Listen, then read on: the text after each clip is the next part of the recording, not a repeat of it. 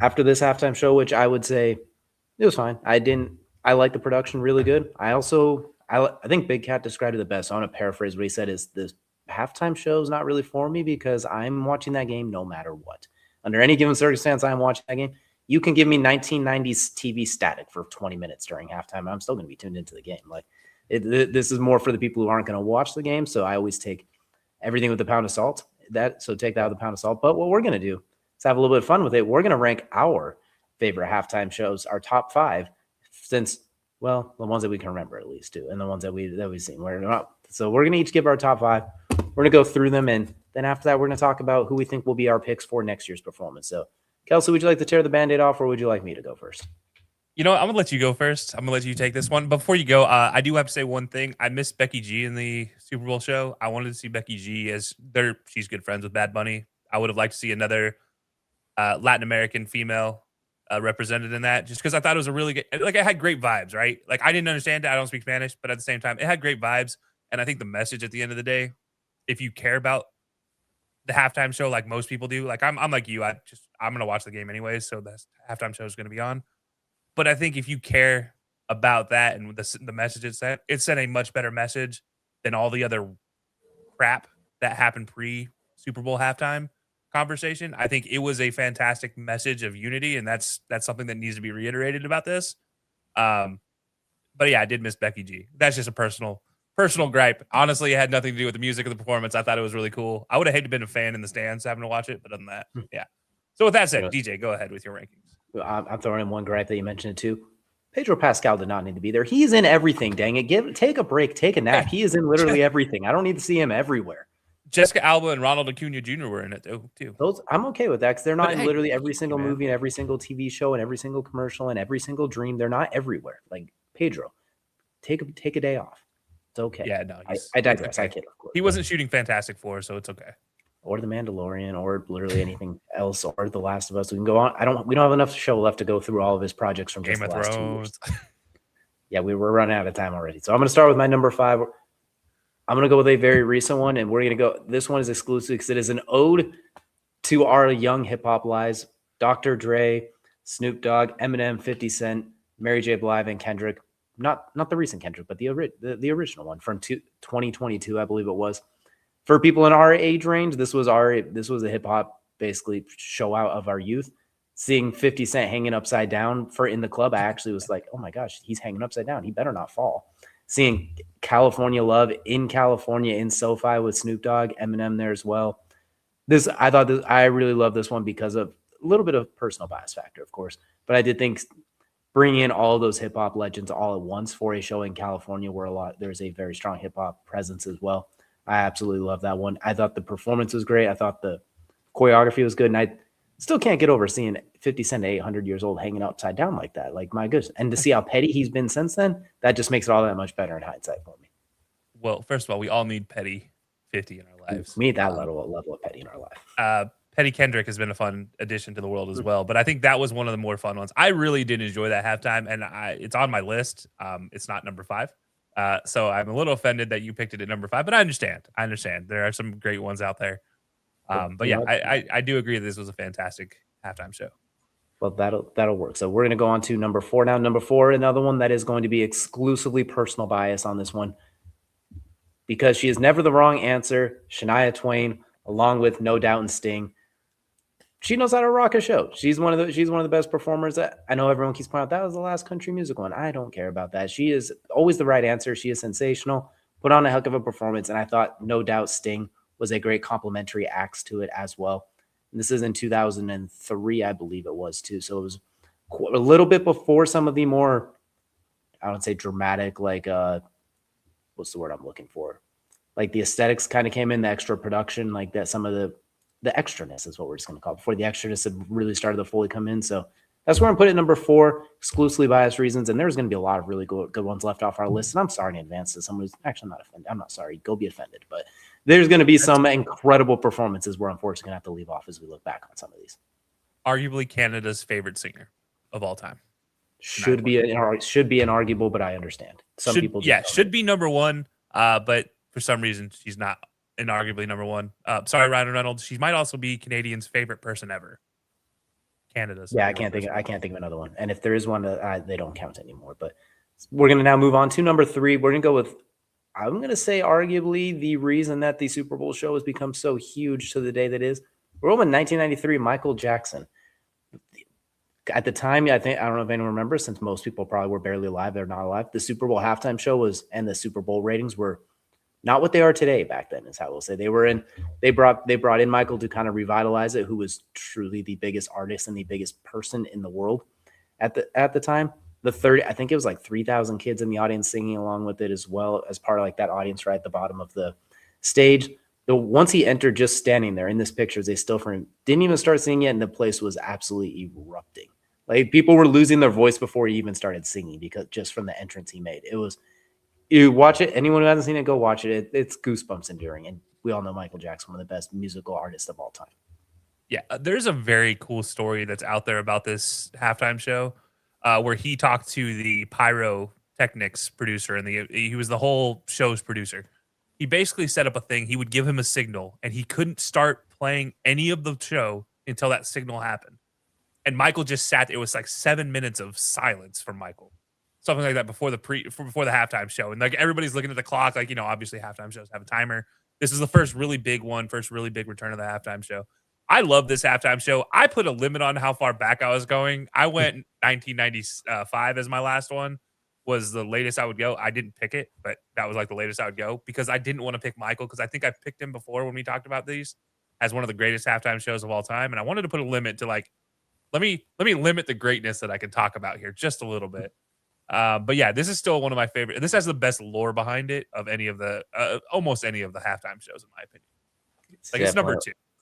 It's definitely one of the best, that is for sure. Next up at number 2, we're going with the boss. We're going with Bruce Springsteen. 2008, I believe it was, Bruce Springsteen, the E Street Band. Right on I think in the twilight of his prime, where once again you see like the fireworks in the background.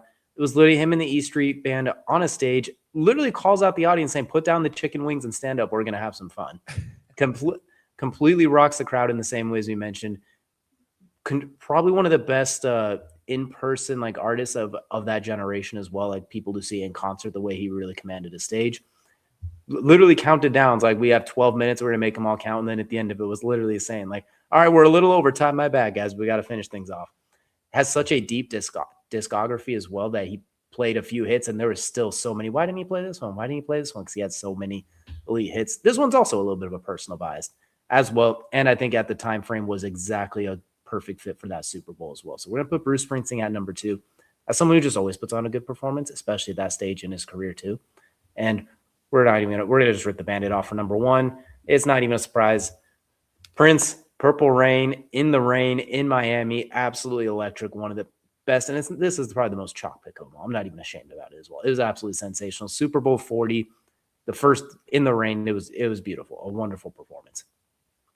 Yes, all of the above, and I'm sure we will talk about this again here shortly. Don't worry, but yeah, I definitely think this should be inarguably in the top 3 for everybody, and it's not number 3, and it shouldn't be number 2 type of conversation. Unless you're a Michael Jackson fan, then I understand Michael being 1. I get that, but it's a tough list. There's a lot to go through. This one's definitely one I think stands out for the most part. And you know, Kelcey, you mentioned it's probably going to be on your list, but without further ado, let's hear who you have in your top 5, since I imagine while there will be at least one similar one, I imagine there will be some that are quite different. Yeah, I have 2 similar ones to you. They're not in the same places, though. Well, one of them is. But I don't have a cool slideshow like you just presented, because I didn't know we were breaking the rules like that again. But it's okay. It's okay. Number 5, if you know, you know, the Kings of Rock and Pop. So 2001, this was Aerosmith, NSYNC, Britney Spears, Mary J. Blige, Nelly. Also performing was Tremors and the Earthquake Horns. Do I know who the Earthquake Horns were before that? No. Do I know who they were after that Super Bowl show? Absolutely. Honestly, that was one of the more exciting ones. I'm a big fan of mixing a lot of conversation. Here you go. Just look at this lineup. JT's in there with NSYNC. You have Britney. You have Nelly. Nelly wearing the jerseys, by the way. He wore 2 different jerseys throughout that, which was really cool. You have Steven Tyler in there. Yeah, I don't know if you can have a better group other than maybe what's on my list later on. But at that time in 2001, this was kind of the big unifying show. And we've seen Mary J. Blige in a few Super Bowl halftime shows. This is really her first one. This was her first one, I believe. And it was so interesting to watch. And at the time, like I said, at the time it meant more during the time frame based off of if you grew up in that series in that time frame. All these were to the top of the top. This might have been like close to the peak of Super Bowl halftime shows, just based off of the star power they were able to draw in. I'd say it did it brought in stars from so many different genres all at once and intermingled them and intertwined them very clearly too. It wasn't like a hard jump from Justin Timberlake to Nelly and then dramatically cut off to Britney Spears. Like it all flowed and interweaved so beautifully. It was a great, incredible job. Well done with some of the biggest names at the time. Like I don't think we'll see anything quite like that mixed today. Yeah, and also I don't know what it is with Florida halftime shows, but that was in Tampa, Florida.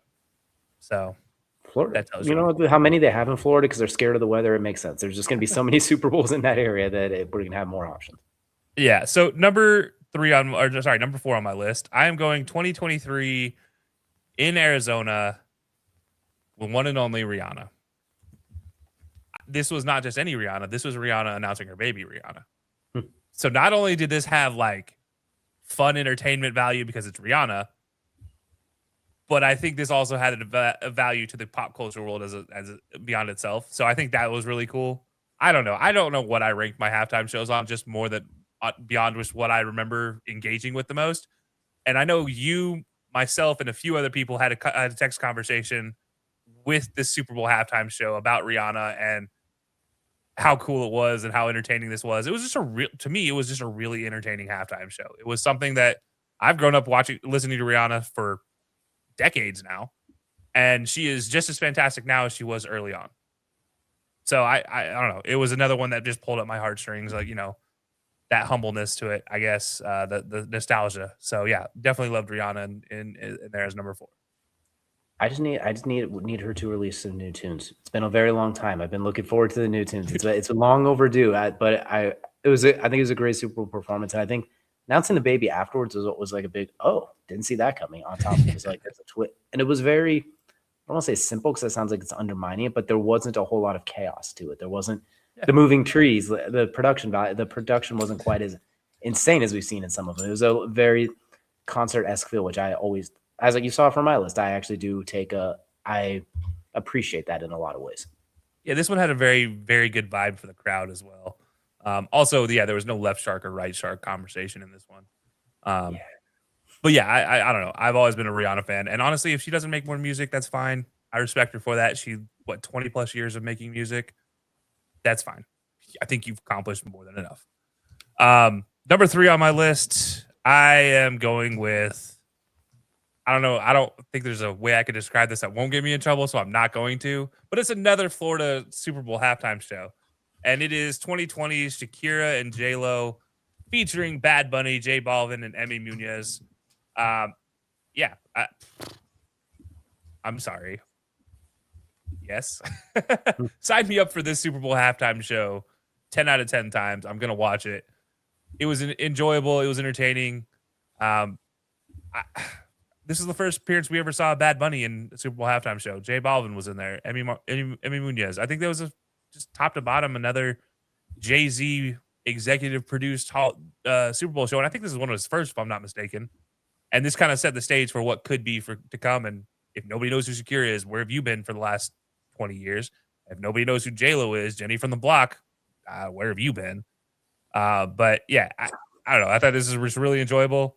And if I feel like if I didn't put Jenny on the block in here, I would be very offending somebody in my family at some point in time, because that was a song I heard as a kid growing up all the time. So I don't know. But yeah, so they're my number 3. The hips don't lie, regardless of what stage you're on. They put on a heck of a show as well. I think the star power you got with those two leading the way too was something that was like, that's going to draw eyes. As we mentioned, the halftime show is often to draw in people who probably aren't going to be nerds like us that watch the Super Bowl pillar to post regardless. This is one that I think did such an elite job of bringing in eyes with the star power for sure. Yeah. So number 2 on my list is your aforementioned number 5, which is the Eminem and crew. Easily number 2 on my list. Again, you mentioned the 50 hanging upside down. We got a Crip Walk. We got, I don't know if I'm allowed to say Crip Walk, but screwed, I said it. Eminem wearing his Eminem 4s. It was fun top to bottom, and we got Dre on stage again, which was cool. And that was early, like I said, and I shouldn't say early Kendrick, but that was classic Kendrick, and that was Mad City. Like that was, yeah, top to bottom, one of my favorite all time. Number 2 on my list, obviously. So number 5 on your list. So I don't feel as bad. Like I'm like just reaching for the stars for this one. And DJ, do you have any comment, or can I just rip the Band-Aid off here? Just rip it. We know where this is going. Number 1, Prince. Also for a different reason than you, though. And again, this is another Florida Super Bowl halftime show.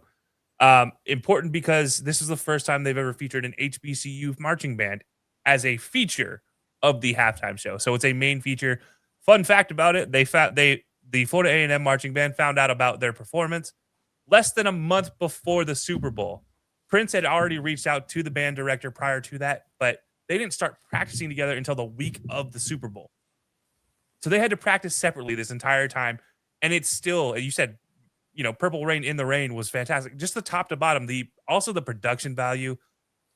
Nobody really understands if you're watching on TV what that entirety of the screen going up and the shadow of Prince being projected on it meant for the fans in the stands watching it. This was a raining game. You already struggle to see things like that. And it's a halftime show. It's dark. It's at night. And he uses purple coloring. These things matter for fans. And it was so impressive to see the amount of production value along with the concert value, along with the TV value combined. And then again, the historicness of it all by bringing in the first HBCU band into the conversation. That was fantastic, top to bottom. I know this kicked off because we got into an argument in our group chat about whether Prince was better than Shakira and J-Lo all time. And it was like a hands down, obviously Prince. It was a very one-sided argument. I mean, AKA, yeah, duh, of course it's Prince. No duh. But Bad Bunny was just too new of a halftime show for me to put it on here, although I did have 3 in the 2020s. Because I don't think it was a good concert value, so like in the stands concert value, I didn't want to put it that high. But I think these 5 for me, they were all very high concert value, very high entertainment value, and had some pop culture references to it as well that mattered for the mainstream side of culture. So yeah, that's what my 5 list went. I liked your 5 list though too. So there's a lot of really good ones. Like there's Tom Petty is in there. There's the Rolling Stones. Like ZZ there's Top, just so many when you actually there's so many when you look back on. It's like, damn, I really can only pick 5. We were having a 5-hour show. I'd say let's just rank every single one of them, and that'd be a lot easier, or tier them off. But well.